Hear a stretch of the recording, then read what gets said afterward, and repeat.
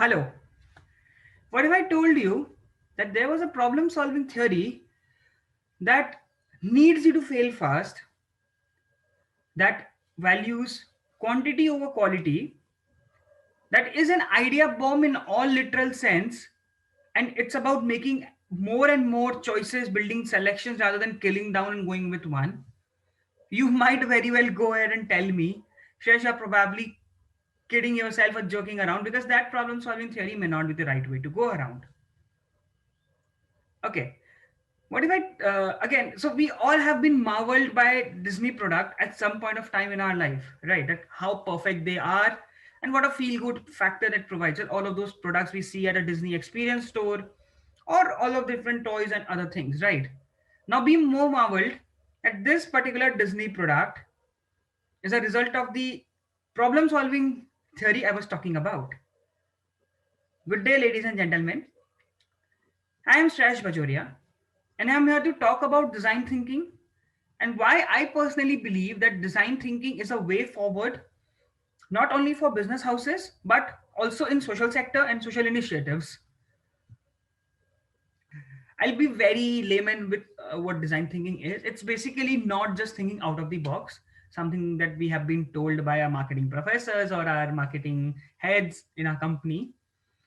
Design thinking is questioning the very existence of box. It's not about thinking out of the box, it's thinking that why there is a box, right? In most decent and simple way for all of us in a different study levels, as a management graduate or a business student, or even as a commerce student, we have been told that all the problem solving tools, all the way ahead techniques and toolkit of solving a problem is the first step is defining the problem, right? They're addressing the elephant in the room by identifying the problem statement. Well, design thinking back to differ. It tells you that even before defining and identifying the problem statement, the first step is empathizing with the problem, or basically understanding what exactly it is, and then going ahead with defining the problem and then ideating, prototyping, and executing. All of those are different steps of design thinking. But what I'm basically concerned here is the first step itself is empathizing, right? That not only gives you choices or selections that are there, but also helps you to understand the problem in such a way that gives you a deeper insight that you are able to find a solution which may not be apparent, right, at first instance.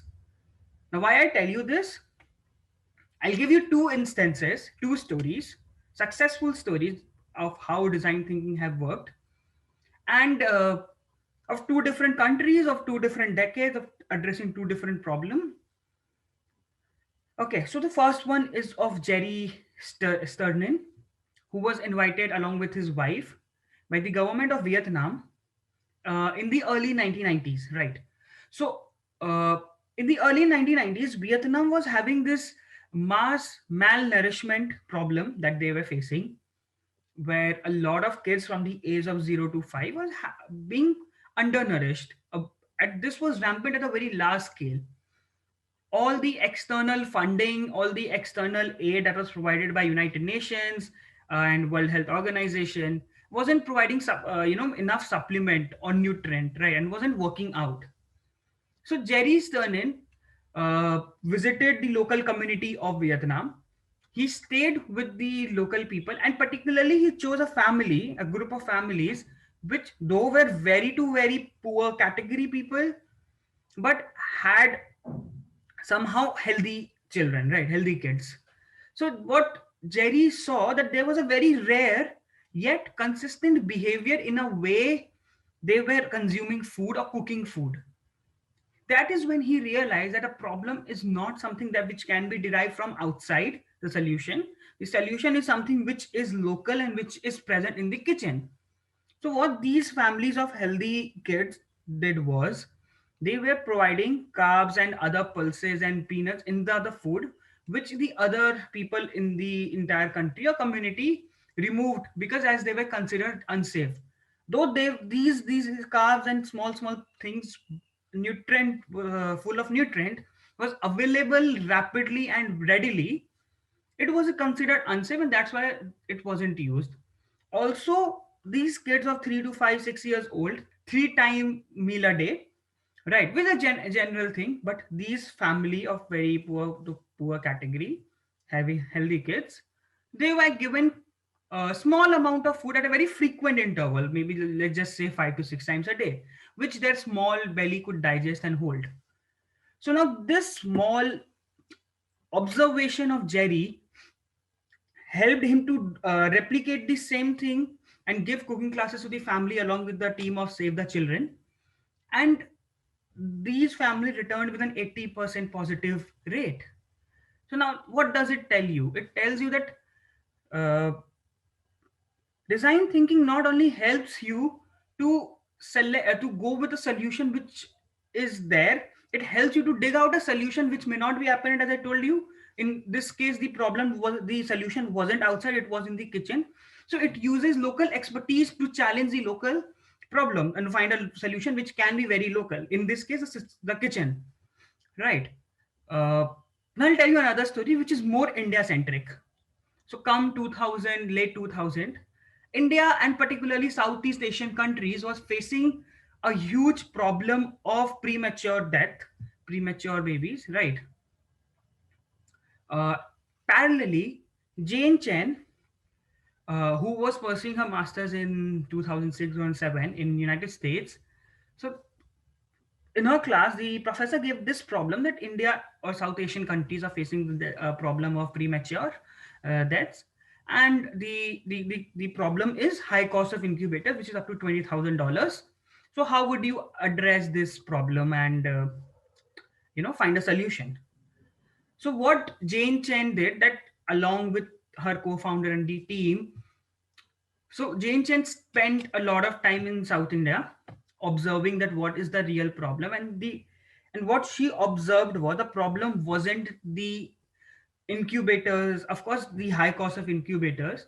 The problem was that a lot of these deliveries used to take baby delivery used to take place locally in the village, and at some cases the hospitals were far up to 300 kilometers. So by the time these kids were born to the time they were provided the incubators at hospital, the babies would have been brought in death. Sad, unfortunate, but now that was something being ignored, right? The problem everyone thought was the incubators or hospital, but the problem was that delivery time, right? The time from the babies are taken from the village to the hospital. So Jane Chen developed this polymer bag, plastic polymer bag, which used to regulate a temperature of 98 degree Fahrenheit for the kids up to 8 hours without electricity. Now, this one small solution that she developed, invented, I must say, that made a marvelous improvement. She went on to found a company, Embrace, and she has been recognized globally. And she attributes a lot of success to design thinking because she was able to empathize with South Indian women, South Asian countries a lot, and how the problem was, and that is why she was being successful. So what does it tell us? It tells us that design thinking have a huge capability, not only in channelizing how businesses work, but also in channelizing how social sector works, right? As a management student, again, we all have been studying what did the total quality management as a theory did to manufacturing process, with small things like quality circles, Kanban card. Total quality management had a breakthrough in manufacturing, right? So I believe this social theory, design thinking, has even a far-reaching impact in not just businesses but also, even personally how we think, right? And especially in social sector, right? I'll tell you a fact. India's social sector, uh, it has a problem of plenty when it comes to NGOs. Why do I say so? Because for every 400 people, we have one NGO.